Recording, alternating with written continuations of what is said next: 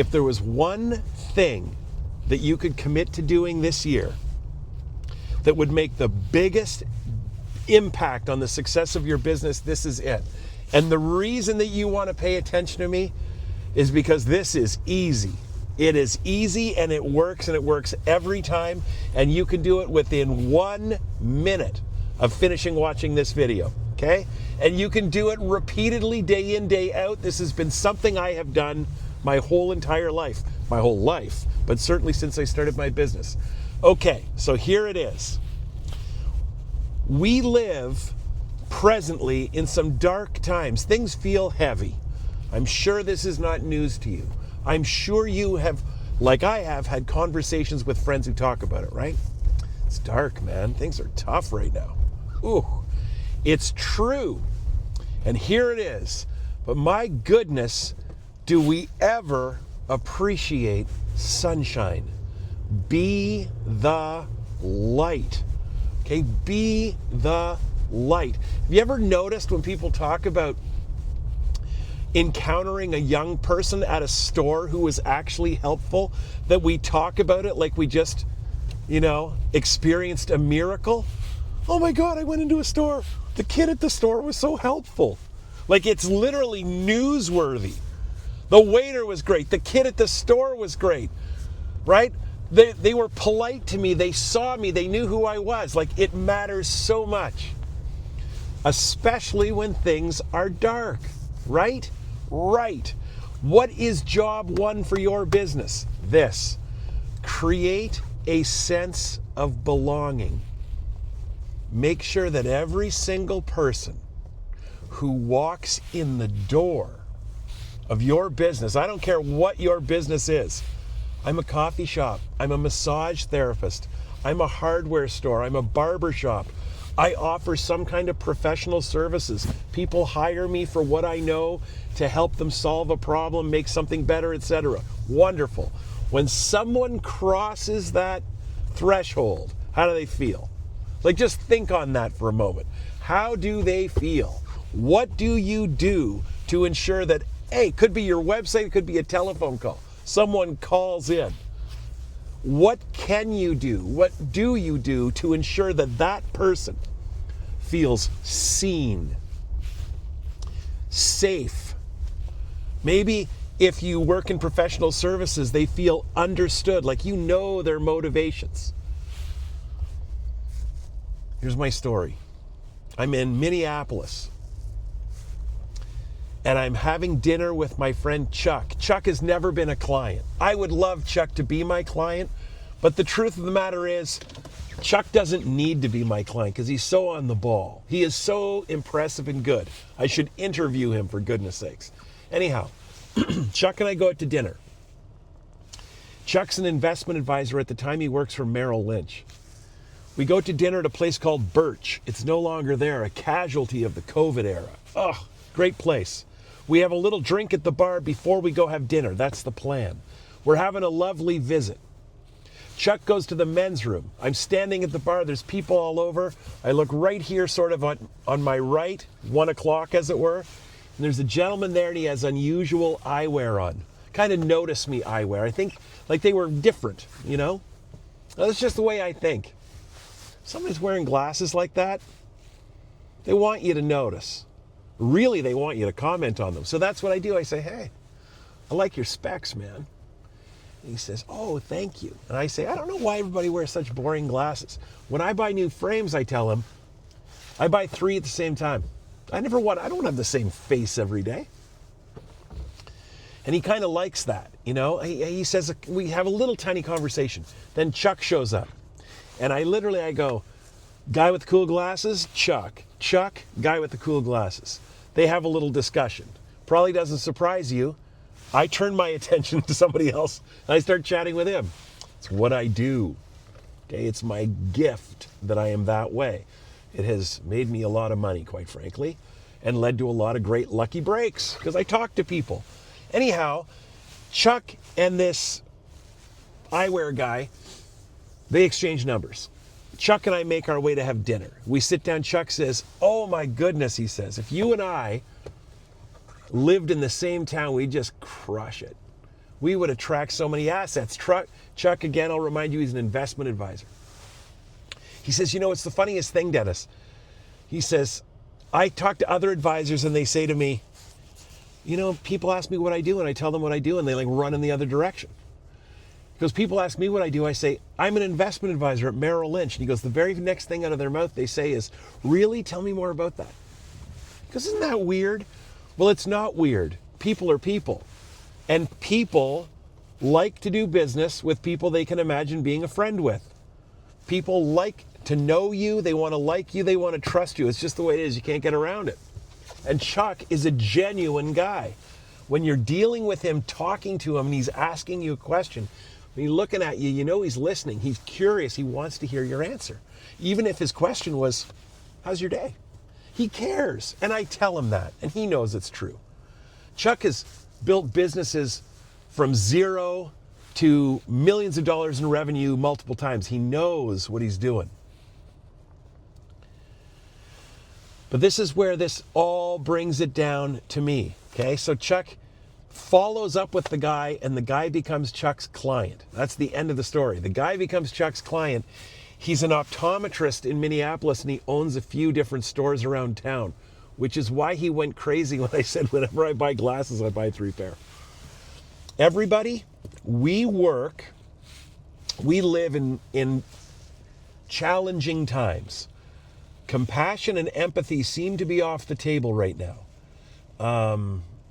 I even want to say, to a certain extent, decency seems to be at risk, doesn't it? And you know all this, and this isn't, I don't want to get stuck on this. Let's just call it for what it is. It's tough. It's dark and it's heavy. And from a business standpoint, everybody, myself included, you know, you're elbowing for your own position, for your own, you need people's attention. I need your attention. I want your time. I want your investment. It's really hard to stand out.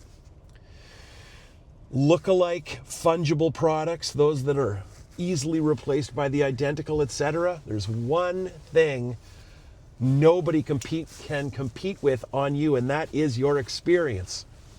And we say this all the time. Everybody likes to quote Maya Angelou. They'll forget what you said. They'll forget what you do. They'll never forget how you make them feel. Yep, that's true. And that's the difference between service and experience. Experience makes you feel something first. Probably the most important thing that you can do is ensure that your clients always feel like they belong to you and you belong to them. Don't worry about making products better. Products are already really great. Don't worry about making your services more efficient. Your services are already really efficient and great. In fact, don't even think about saving people time. Don't do it. Instead, create time well spent. Switch the mundane, like waiting in line. Well, my appointment's at 2. I'll get there at 10 to 2, so I'm not late. Turn that 10 minutes of mundane time wasting, where you just sit and scroll on your damn phone, waiting for the appointment to start, or your client is sitting there scrolling. Change that. Or watching TV. Change that. Turn it into something meaningful. A moment you create where that client feels something.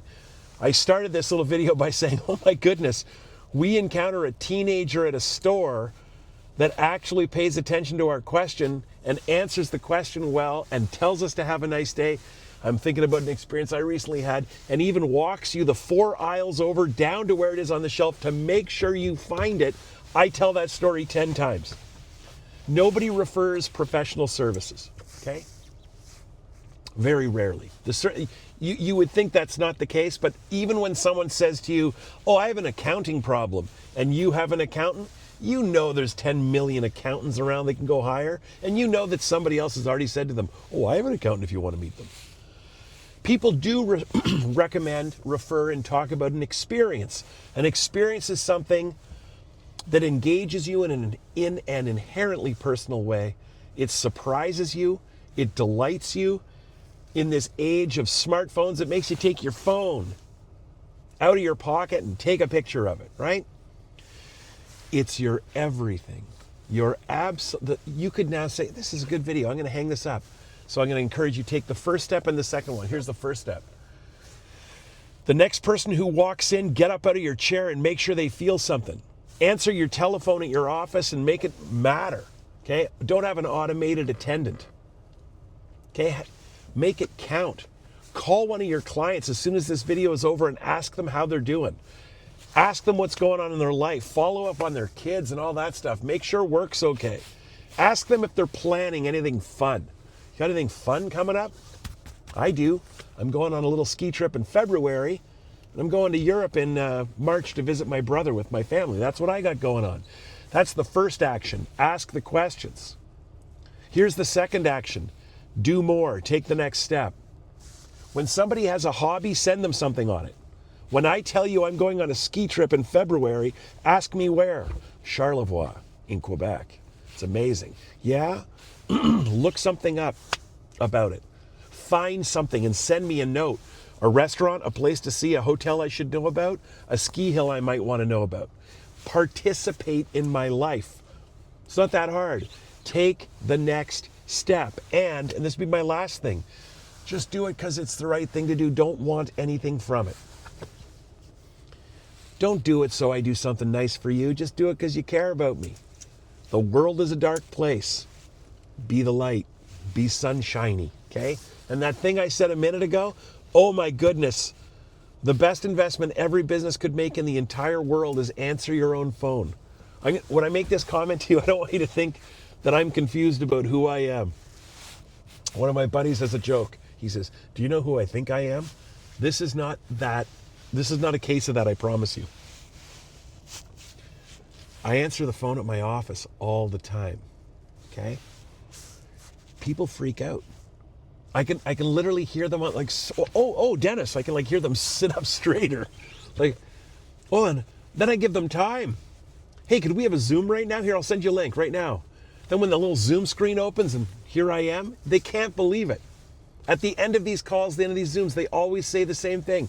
I can't believe you answered the phone. Thank you for giving me this time. All your clients are flattering you with their attention. Give them everything you can, and the one thing you can give them all the time is your time and your attention and your intention. Your intention to make sure they know how much they matter to you. So look, a couple of requests. When you finish with this video, see if I'm right. Pick up the phone, call a client, say something really nice, but don't just leave it for your work.